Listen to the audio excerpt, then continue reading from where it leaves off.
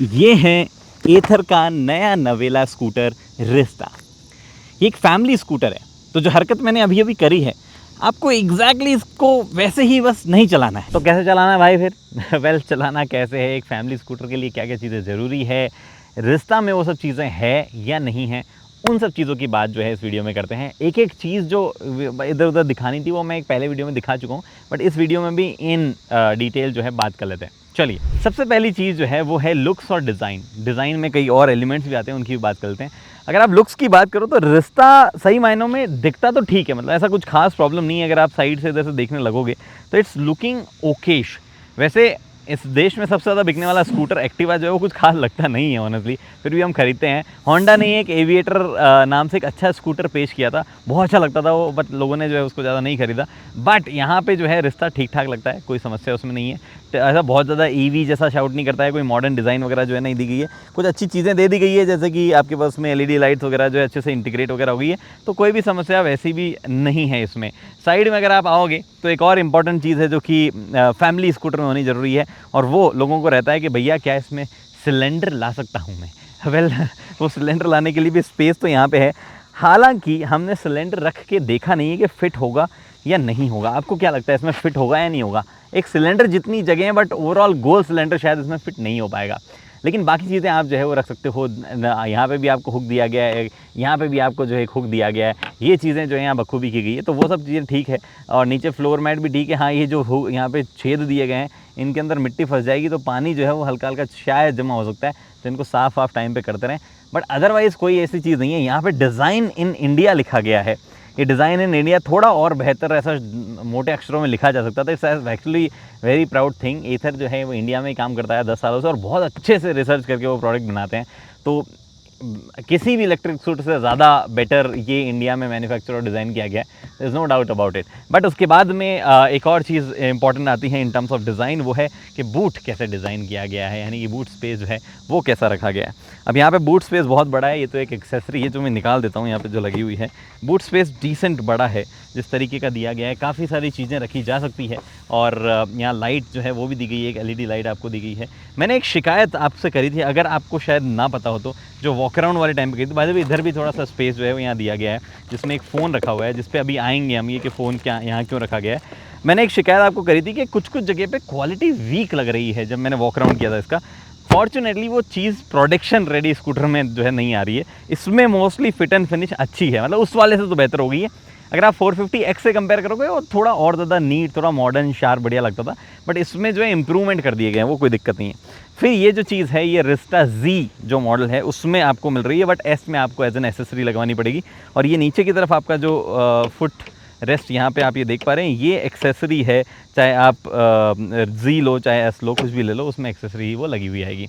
उसके बाद में in terms of overall looks कोई दिक्कत नहीं है, डिज़ाइन में कोई दिक्कत नहीं है। एक और इम्पॉर्टेंट चीज़ होती है डिज़ाइन में जो कि हम कई बार देख नहीं पाते, मतलब ऐसा फील नहीं कर पाते हैं आउटराइट, वो है ये पर्टिकुलर स्विच गियर वाला एरिया। जहाँ से अगर आप देखो कि मतलब इट्स वेरी सिंपल। एक फैमिली स्कूटर मतलब आपके 50 साल के पिताजी भी, 70-80 साल के दादाजी भी, और आप भी जो है चला पाओ। जैसे अगर 50 साल के पिताजी, तो आप तो खुद 30 या 25 साल के हो गए होंगे। थोड़ा और कम कर लेते हैं उम्र को, पिताजी की 40 साल और दादाजी की 70 साल ही रख देते हैं, तो उन सब के लिए फ्रेंडली होना चाहिए। तो सिंपली आप चाबी लेके आप आओ, और जैसा हमारी आदत पड़ी हुई है ज़मानों से होंडा एक्टिवा के साथ में, कि आपने चाबी जो है वो घुमाई, एक्चुअली हाँ, चाबी जो है घुमाई, बटन दबाया एंड यू स्टार्ट, वैसा ही सिंपल चीज़ होनी चाहिए, और वैसे ही सिंपल सी चीज़ है। इनफैक्ट इस बार अभी अब हम टेस्ट कर रहे थे, एक बार स्क्रीन इसकी जो है अटक गई थी, बट ये चीज़ें काम कर रही है सब, तो आपको पता है, आपको नहीं देखना है स्क्रीन में, कोई दिक्कत नहीं है। ना ही ये टच स्क्रीन है, ये वैसे भी यहाँ से चलती है, तो टच स्क्रीन के फीचर्स भी बता दूंगा। बट काम करने वगैरह ओवरऑल डिज़ाइन को ऐसा किया गया है कि भाई साहब आप जो है लो चाबी लगाओ, घूमो निकलो, वैसे वाला सीन है। अगर आपको बूट खोलना है तो भी ऐसे बटन वटन नहीं है, ये टच नहीं करना है कुछ भी, या कुछ नहीं करना है, सिंपल चाबी घुमाओ और आपका बूट जो है वो ओपन हो गया है। थोड़ा सा बंद करने में समस्या है, यहाँ पे इस जगह पे जोर लगाना पड़ रहा है। एंड ऑल्सो खोलते टाइम अगर आपके पास रिस्टा Z है तो ये थोड़ा सा यहाँ पे हाथ आपका फंस सा सकता है, ये थोड़ी सी दिक्कतें हो सकती हैं, तो बट आदत पड़ने वाली बात है, पड़ जाएगी यार, कोई दिक्कत नहीं है। सबसे मस्त बात बताए क्या है, स्कूटर्स में बहुत एडवर्टाइज़ किया जाता है, इसकी भी फ्यूल की टंकी पीछे ही है, तो आप यहाँ से फ्यूल भरा सकते हो। वेल एक्चुअली ऐसा कुछ नहीं है, इलेक्ट्रिक स्कूटर है, आपको जो है चार्जिंग सॉकेट यहाँ दिया गया है, और चार्जिंग सॉकेट के लिए बूट नहीं खोलना पड़ता है। अच्छी बात ये है, किसी भी इलेक्ट्रिक स्कूटर में खोलना नहीं पड़ता है। मैं याद दिला रहा हूँ आपको, कोई टाइम पे बूट खोल के ऐसे फ्यूल भरवाते थे, बट चार्जिंग सॉकेट जो है यहाँ पे दिया गया है। 2 बैटरी ऑप्शंस आपको मिलते हैं, उनकी बात राइड करते हुए कर लेंगे, या अभी मैं करके बता देता हूँ। 2 बैटरी ऑप्शन आपको मिलते हैं। क्लेम्ड रेंज 129, 159 ये है। आप यहाँ पे सारी चीज़ें देख सकते हो, पावर फिगर्स, क्लेम रेंज वगैरह। रिस्टा एस और रिस्टा जी 2 वेरिएंट जरूर है, बट रिस्टा एस में ही आपको 2 ऑप्शन मिलेंगे। रिस्टा जी जो है वो बड़े बैटरी पैक के साथ में ही आपको मिलने वाला है। अब मेरी रिकमेंडेशन ये है कि अगर आप जेन्युइनली अपनी रनिंग देखो, अगर आप सच में दिन में 50-60 किलोमीटर से ऊपर चल रहे हो, तो आप बड़े बैटरी पैक के साथ जाओ, वरना आप छोटे बैटरी पैक के साथ में भी काम चला सकते हो। चार्ज वार्ज करने में कोई समस्या नहीं है, आपको चार्जर वगैरह जो है साथ में मिलेगा। एक 700 वाट का, एक जो भी आप यहाँ पे देख लो, मेरे को एग्जैक्ट जो है यहाँ पे याद नहीं है। बट अब आते हैं दूसरी चीज़ पे, जो कि है कि अब मॉडर्न स्कूटर है, इलेक्ट्रिक स्कूटर्स वगैरह है, तो इस स्क्रीन वगैरह के फंक्शंस। ओके, तो स्क्रीन की बात करते हैं। अब स्क्रीन जो है वो एथर 450S में जो आती थी वो वाली स्क्रीन आएगी लोअर ट्रिम में, यानी कि रिस्टा एस में वो वाली स्क्रीन आएगी जो ऐसे pixelated black and white screen थी वो वाली। अब वो टच स्क्रीन नहीं है, बट ये भी टच स्क्रीन नहीं है जी, इसमें कोई टच स्क्रीन आती नहीं है। बढ़िया चीज़ है मेरे ख्याल से तो ये, हालांकि प्राइस पॉइंट के हिसाब से कई लोग बोलेंगे बढ़िया नहीं है, बट मेरे हिसाब से यूजर्स के हिसाब से बढ़िया चीज़ है। क्या क्या फीचर आते हैं उनकी बात करते हैं। रिस्टा यहाँ पे लिखा आता है छोटा सा, यहाँ पे जिप मोड या स्मार्ट इको मोड कौन से में है वो दिखता है, उसी अकॉर्डिंग 23% में कितना किलोमीटर चलेगी वो यहाँ पे आपको दिख ही पा रहा है। यहाँ पे आपके उसमें टाइम है, नेटवर्क, व्हाट्सएप, जो कि फ़ोन पे नोटिफिकेशन आया, कनेक्टेड फ़ोन है इसमें एक, वो उसके हिसाब से दिखा रहा है। SC का मतलब है स्किड कंट्रोल, जो कि ऑन है। अगर ये ऑफ होता है स्किड कंट्रोल तो उसमें निशान बनाया था। मोटर ऑफ है, मैं करंटली ऑन, एक्चुअली साइड से रिमूव करना पड़ेगा, उसका लोगो भी जो है आप यहाँ देख पा रहे हो साइड से लगा हुआ है, ये मैंने रिमूव किया। यहाँ पे आपका मोटर ऑन है वो दिखा रहा है। ये ग्रीन आइकन जो है, जब भी आप मैजिक ट्विस्ट का इस्तेमाल करोगे तो यहाँ पे ट्विस्ट जो है वो लिखा हुआ आ जाएगा, बहुत ही बढ़िया लिखा आता है। यहाँ पे स्पीडोमीटर है ही, जिसमें एनिमेशन चेंज होता रहता है डिपेंडिंग कि आप रीजन कर रहे हो या एनर्जी कंज्यूम कर रहे हो। फ़ोन कनेक्टेड है, सारे कंट्रोल जो है वो यहाँ पे है, और वो कंट्रोल्स में सबसे पहला नेविगेशन है। चाहे आप फ़ोन से नेविगेशन लगा सकते हो उसमें, या यहाँ से लगा सकते हो, जैसे आपकी मर्जी है। गूगल बेस्ड नेविगेशन सिस्टम वो है, और जैसा पहले हमने एथर में देखा था, बढ़िया काम करता है, कोई इशू नहीं है। कुछ कुछ जगह पे स्लो हो जाती है स्क्रीन, तो वो एक थोड़ी सी शिकायत टाइप आप कर सकते हो, बट अदरवाइज़ कोई ऐसा इशू नहीं है। फ़ोन कनेक्टेड है, ये दिखा रहा है आपको। आपके पास में जो डॉक्यूमेंट्स वगैरह अगर आपको कुछ सेव किया तो वो यहाँ दिखाता है। ब्लूटूथ ऑन है, और ऑन है तो उसके साथ में कई और चीज़ें आती है एक्चुअली, जो कि मैं करके बताता हूँ। सबसे मस्त चीज़ है, जब स्कूटर आपका खड़ा हो तो वो कुछ चीज़ें दिखाता है, जैसे कि मैं यहाँ पे मेरे व्हाट्सएप से हेलो भेजता हूँ, और जब भी मैं हेलो इसको भेजूँगा तो अच्छा, वो स्कूटर जो है उस मोड में है, राइड मोड में है एक्चुअली। मोटर ऑफ कैसे होगी वापस? मोटर ऑफ यहाँ से होगी ना, मोटर ऑफ, अच्छा चाबी से होगी। तो मैंने पूरा ही बंद कर दिया यहाँ पे। आई होप डिस्कनेक्ट ना हुआ, तुरंत नहीं हुआ है। अब मैं इसको हेलो भेजूँगा तो ये पूरा दिखाएगा मुझे। डिस्कनेक्ट हो गया था क्या? रुको, कहाँ गया मैसेजेस? फ़ोन यहाँ आया, ये मेरे को, हाँ ये देखो दिखाया मैंने, हेलो भेजा है। इसकी जगह मैं कुछ बोलता हूँ, कैसे हो, जैसे हो लिख दिया मैंने, कैसे हो की जगह, और ये देखो जैसे हो यहाँ पे लिखा हुआ आ गया। तो नोटिफिकेशन वगैरह दिखाता है। इनफैक्ट इफ़ यू कॉल, जो कि आई थिंक मैं करूँगा तो भी यहाँ पे दिखाएगा। I should try and call, मेरे फ़ोन नंबर मेरे को ब्लर करने पड़ेंगे, बट वो कॉल जो है वो भी यहाँ पे ऐसे दिखाता है। एंड आप अपने स्विच गियर से ही उसको डिस्कनेक्ट, कनेक्ट, या फिर अगर आप होल्ड करके रखोगे थ्रू ऑल द वे, तो मुझे नोटिफिकेशन मैसेज जाएगा एक कि भैया बंदा बिजी है। तो देखो ये यहाँ पे जो है मैसेज आ गया है कि बंदा I am on my way, will call you back in some time. तो ये चीज़ें हैं। यहाँ पे काफ़ी सारे नंबर दिए हुए, गलती से कोई नंबर आपको दिखता रहेगा तो प्लीज़ डोंट कॉल, मेरे नंबर नहीं हो यहाँ पे, इधर में से किसी के नंबर होंगे वो। ये चीज़ें यहाँ पे है आपके पास में। सेटिंग्स में बहुत सारी सेटिंग्स भी है जो कि आप कर सकते हो। पेयर डिवाइस के अलावा brightness, auto brightness, twist control, coasting region, auto hold, skid control, auto indicator, guide me home, optimise charging, fall safe, ये सब आप ऑफ कर सकते हो अगर आपको करना है तो। वैसे मोस्टली चीज़ें चालू ही रखने का लॉजिक है। बाय द वे इनमें से कई चीज़ें एक्सेसरी है जो कि आपको लिखी हुई प्राइस में नहीं है, नॉट एक्सेसरी बट ऑप्शनल है, एक पार्ट ऑफ ए पैकेज है। तो जैसे कि ये मैजिक ट्विस्ट वगैरह है, ये सब आपको रखने के लिए जैसे टॉप एंड में 20,000 रुपीज़ एक्स्ट्रा देने पड़ेंगे तब वो चालू होगा। तो कुछ कुछ चीज़ें हैं जो कि आप जान लेना कि प्रो पैक का पार्ट है, बट ओवरऑल फंक्शनैलिटी वगैरह सब बढ़िया है, कोई दिक्कत नहीं है। इनफैक्ट इसकी जो ऐप है जो कि मेरे फ़ोन में यहाँ पे लगी हुई है अभी के वक्त में, वो ऐप जो है वो भी बहुत ही बढ़िया स्मूथ काम करती है। और ये एलेक्सा से भी कंट्रोल है। तो अगर मैं ऐसे बोलूँगा कि एलेक्सा वेज माई स्कूटर, तो मुझे एलेक्सा जो है अपने घर पे बैठे बैठे बता देगा कि आपका स्कूटर इतनी दूर है वगैरह वगैरह। ये चीज़ें हुई स्क्रीन के बारे में। ओके चलें, तो 21% की रेंज बची है। मैंने इतना चला लिया है इसको, इतना चला लिया है कि पूछो मत कितना चला लिया है। मैं कुछ तो भूल रहा हूँ यार वहाँ पे। हाँ कुछ भूला नहीं, भूल रहा, नहीं मैं तो बस स्किड मारने आया था मैंने इसको इतना स्किड मारा है कि मैंने एक जगह स्क्रैप नीचे जो है घसीट ही दिया स्किड मारते मारते। एनीवे क्या बात कर रहा था मैं, स्किड कंट्रोल ऑफ करके मारना पड़ रहा है। नहीं, स्किड कंट्रोल ऑफ करके तो नहीं मारना पड़ रहा है, आप ब्रेक वाला स्किड ऐसे ही मार सकते हो, ABS नहीं आते इसलिए, मतलब ये वाला जो है, ये वाला तो आप ऐसे ही मार सकते हो। हाँ, एक्सलेट करके स्किड नहीं होगा क्योंकि स्किड कंट्रोल जो है मैंने ऑन कर रखा है। एनीवे फ़िलहाल मैंने काफ़ी हद तक इसको चलाया है, मैंने गांव की सड़कों पे भी जो है थोड़ा बहुत इसको चला लिया है। रोड क्रॉस करना है, गांव की सड़कों पे भी मैंने इसको चलाया, जो कि आप अभी करंटली वीडियोस वगैरह में देख ही रहे हो कैसी सिचुएशन मैंने चलाया। और ऑब्वियसली मैं अच्छी हाईवे पे भी मैंने चलाया, जिसके आप शॉर्ट देखते जाओगे। और मैं अभी जिस तरीके की सड़क पे चला रहा हूँ, ओपन वाइड रोड्स, यहाँ पे भी मैंने चलाया। ज़िप मोड में मैं हूँ, ज़िप मोड में 80 की स्पीड में जाती है। मैंने स्पार्ट इको में डाल दिया है, जहाँ पे 60 की स्पीड जो है ये पकड़ दी है। नो मैटर आप एक आदमी बैठा है या दो हष्ट पुष्ट बंदे बैठे हैं, आपकी गाड़ी फिर भी चलती रहेगी। थोड़ा सा स्ट्रगल फ्लाईओवर चढ़ने पर स्मार्ट इको मोड में हो सकता है, बट ज़िप मोड में भी वो स्ट्रगल जो है वो भी नहीं होता है। एक चीज़ ज़रूर है इसके बारे में जो कि मुझे हाईलाइट करनी थी, एंड दैट इज़ कि फैमिली स्कूटर है, फैमिली स्कूटर जैसे चलना चाहिए बिल्कुल। मेरे ख्याल से एथर ने वो काम बहुत अच्छा किया है। यहाँ पे सस्पेंशन वगैरह जो है अच्छे से ट्यून किए गए हैं। जिस तरीके से वो गड्ढों वगैरह से जाते हैं, एथर 450X तो भाई ऐसे लगता था जैसे पता नहीं रेस ट्रैक के लिए बनाओ, काफ़ी स्टिफ वगैरह लगता था। हालांकि उसको चला के मज़ा बहुत आता था, बट फिर फैमिली में हर किसी को चला के मज़ा नहीं आता। मेरे फादर को मज़ा आता था, वो ओला के ऊपर वो प्रेफरेंस देते थे कि ठीक लग रहा है, बट वो ये भी बोलते थे कि यार ये थोड़ा ना गड्ढों में ये थोड़ा परेशान करता है, झटके देता है। तो वो झटके वाली समस्या यहाँ पे नहीं है। सीट्स में रियर सीट पे भी बैठा हूँ थोड़ी देर के लिए, अच्छी कंफर्टेबल रियर सीट है, बहुत ही बढ़िया। कोई भी इश्यूज़ में जो है रियर सीट में भी ऐसा नहीं है, जो कि एक्चुअली ज़रूरी है फैमिली स्कूटर्स के अलावा, रियर सीट को वैसा होना, या इवन फ्रंट सीट जो है उसमें भी कंफर्टेबल होना। तो वो चीज़ें यहाँ पे बढ़िया एथर ने करी है, कोई भी शिकायत करने का मौका जो है वहाँ पे नहीं है।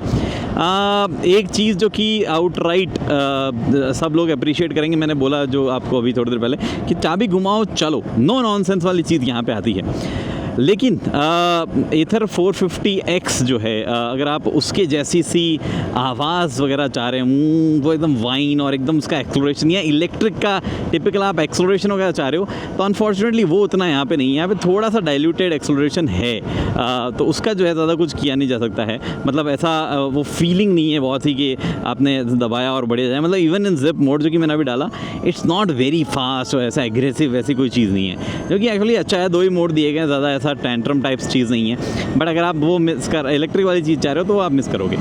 कैसी है in terms of handling? Suspension में तो मैंने बता दिया, बढ़िया है, राइड वगैरह अच्छी है। हैंडलिंग में इट्स गुड, ऐसा एकदम शार्प नहीं है, बट आपकी सिटी के हिसाब से एजाइल है।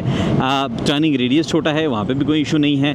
And at the same time overall light feeling भी है, सेंटर ऑफ ग्रेविटी वगैरह भी बढ़िया है। कुछ पॉइंट पे हमें लग रहा था कि ये वॉबल टाइप कर रही है, फॉर सम रीज़न मुझे लगातार कॉल आ रहे हैं, तो I think I should wait. मैंने अपना फ़ोन ही करेक्ट कर लेना चाहिए था इसके साथ में, इतने कॉल आ रहे हैं, मेरे को दिख जाता किसका कॉल आ रहा है। 3 अलग अलग फ़ोन आ गए, मुझे लगा किसी एक ही बंदे के बैक टू बैक 3 बार आए हैं, तो कुछ इमरजेंसी हुई होगी, तो काम कहाँ ही रुक गए, फ्लो जो है वो टूट गया बात करने का। बट कोई ना, फ्लो ही टूटा है, बाकी याद तो अपने को सब है ना।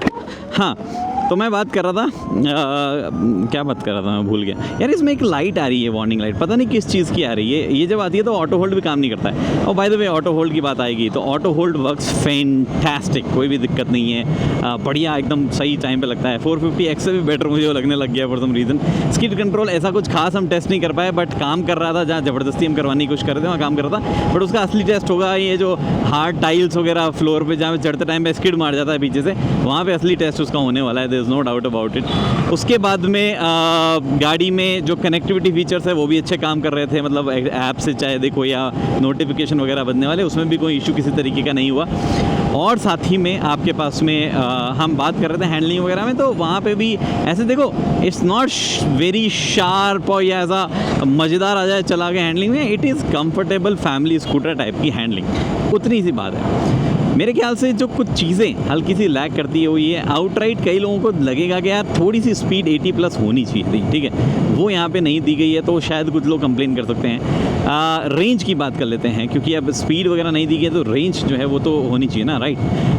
देखो ट्रू रेंज मेरे ख्याल से जो लोअर बैटरी पैक है 2.9 वाला, उसकी 100 समथिंग आनी चाहिए। ट्रू रेंज मतलब एक्चुअल रेंज 100 समथिंग आनी चाहिए, या 95 के आसपास आनी चाहिए। जो ये वाला बैटरी पैक है 3.4 वाला, जो ऊपर वाला बैटरी पैक है, इसमें मेरे ख्याल से आनी 3.4 या 3.7 एक्चुअली, उसमें आपकी रेंज जो है वो आनी चाहिए 110 समथिंग। लेट्स सी कितनी आती है, वो रियल लाइफ में टेस्ट करके बता पाऊंगा मैं। ट्रस्ट में मैंने चलाया है इसको ऑलमोस्ट 45 किलोमीटर समथिंग, बट मैं फिर भी आपको वो चीज़ नहीं बता सकता, क्योंकि वो थोड़ा सा लंबे टाइम में ही टेस्ट करके बताई जा सकती है। ऐसा एकदम से टेस्ट करके नहीं बता सकता मैंने काफ़ी देर खड़ी करी है, हाई स्पीड चलाई है 80 पे लगातार। बट एक चीज़ मुझे जेन्युइनली बोलनी है, जो मैजिक ट्विस्ट फंक्शन है, क्या सही काम करता है यार। वो ब्रेक लगाने की ज़रूरत ही नहीं पड़ती यार। ये देखो, ये देखो, मैंने मैजिक ट्विस्ट दबाया, यहाँ पे लिखा आ जाता है ट्विस्ट, और मेरे पीछे क्योंकि कोई गाड़ी नहीं आ रही है तो I will stop right here and it will stop. मैंने ब्रेक नहीं लगाया, इट विल स्टॉप। यहीं से एक्सलेशन भी शुरू कर देता हूँ।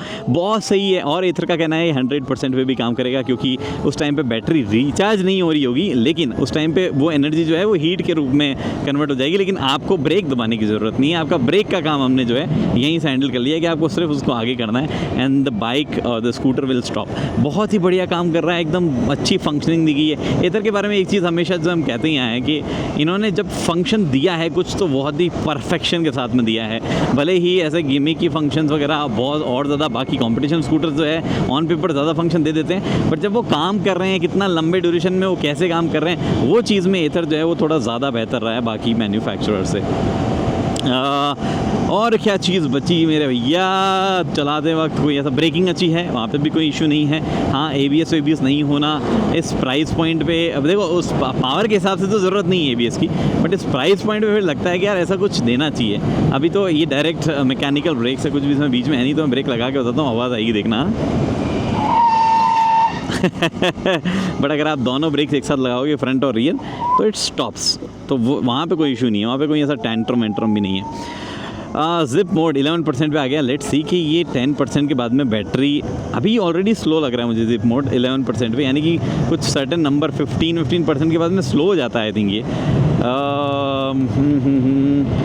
हाँ, 60 के ऊपर नहीं जा रहा है जिप मोड, जा रहा है स्लोली जा रहा है। 10% हो गया है। अब कोई भी ऐसा वार्निंग आई नहीं है अभी कि हम स्लो कर देंगे, बट अब ओवरऑल स्पीड स्लो हो गई है 10% के नीचे। वो एक टेस्ट करने की इच्छा थी जो हो गई, चलो लगे हाथ। बट यहाँ पे भी मैं अगर मोड चेंज कर दूंगा, जो कि ऑन द गो हो जाता है स्मार्ट इको, तो स्पीड रिड्यूस हो जाएगी, रेंज थोड़ी सी बढ़ जाएगी। स्पीड 60 से ऊपर नहीं जाती है स्मार्ट इको में, बट जिप मोड में भी अब स्लो हो गया। 10% के बाद में स्लो हो जाता है जिप मोड। इतना जिप वाली चीज़ जो है वो फीलिंग जो है वो नहीं है। और क्या रह गया यार। तो जी सब कुछ बढ़िया है स्कूटर में एक्चुअली। जिस तरीके का फैमिली स्कूटर होना चाहिए वैसा है। ओवरऑल कंफर्ट वगैरह, चलने का तरीका, सस्पेंशन, फील एकदम जो है प्रॉपर वैसी आ रही है। प्रॉब्लम शुरू होती है जब आप प्राइस पे पहुंचते हो। PLI स्कीम में एथर आता नहीं है, जो कि जिसका फ़ायदा ओला लेता है बहुत ही ज़बरदस्त दबा के, और अच्छा खासा और डिस्काउंट जो है वहाँ पे मिल जाता है। बट अगर आप एक शोरूम प्राइस को भी देखो तो 1,10,000 रुपये से शुरू होता है। अगर आप वो प्रो पैक लेना चाहते हो तो थोड़ा सा प्राइस बढ़ जाएगी, वहाँ पे आपकी 1,25,000 समथिंग चली जाएगी। और अगर आप टॉप एंड जो है वो 1,45,000 समथिंग का है, जहाँ पे अगर आप लेना चाहते हो प्रो पैक तो 1,65,000 प्राइस पहुँच जाती है। एंड देन ऑन रोड आते आते वो चीज़ें और बढ़ती जाती है। उस प्राइस पॉइंट पे फैमिली स्कूटर जो है वो ख़रीदने वाले लोगों की थोड़ी सी वहाँ पे जो है कमी है। हाँ, अगर आपकी रनिंग ज़्यादा है, आप फैमिली स्कूटर लेना चाह रहे हो कि घर में कोई भी चला ले, तो यहाँ पे एथर रिस्ता आपके लिए फिट बैठ जाएगा। But remember it's actually very expensive. लेकिन उस एक्सपेंसिव चीज़ की वैल्यू आपको सिर्फ प्रोडक्ट के रूप में मिल रही है कि हाँ प्रोडक्ट बढ़िया है, काम कर रहा है। वैसे अगर आप कंपैरिजन करने बैठोगे कि ओला से कंपेयर कर लूँ या TVS से किसी से कंपेयर कर लूँ, तो फिर मामला थोड़ा सा गड़बड़ हो सकता है। वहाँ पे आपको जो है डाउट्स आने शुरू हो सकते हैं। बट फिलहाल तो एथर ने कोशिश करी है एक फैमिली स्कूटर देने की, और बहुत सही तरीके से करी है। उसके लिए उनको बहुत बहुत धन्यवाद, बधाइयाँ। और तो क्या है, फिलहाल कुछ चीज़ें ऐसी रह गई है जो मेरे को आंसर करनी हो तो बताना। PLI स्कीम एक्चुअली बहुत ही इंटरेस्टिंग चीज़ है कि क्यों ओला को गवर्नमेंट बेनिफिट देती है, क्यों एथर को या किसी और कंपनी को नहीं मिलती है। Actually very interesting case. इस पर एक वीडियो बनाया जा सकता है अगर आपको थोड़ा बहुत भी इंटरेस्ट है तो। फिलहाल वीडियो में इतना ही। उम्मीद करता हूँ वीडियो पसंद है, लाइक शेयर सब्सक्राइब आप कर सकते हैं। अगली वीडियो को दोस्तों हेलमेट पहनिए, सीट बेल्ट पहनिए, सुरक्षित चलिए। धन्यवाद।